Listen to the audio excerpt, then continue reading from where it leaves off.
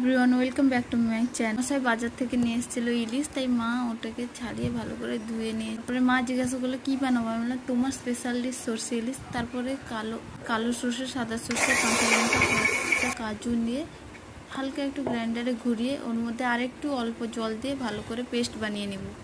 সত্যি এটা রান্না করতে অল্প টাইম লাগে, বাট এটা খুবই টেস্টি হয়। এটা একবার ট্রাই করে দেখো।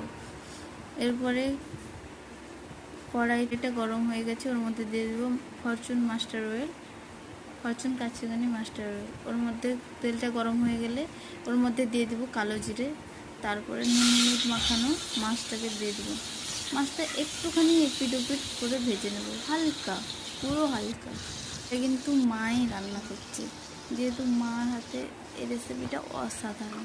তারপরে ওই পেস্টটা ওর মধ্যে দিয়ে দেবো। পেস্টটা দেওয়ার পর 2-3 মিনিট মতো ফুটে এলে ওর মধ্যে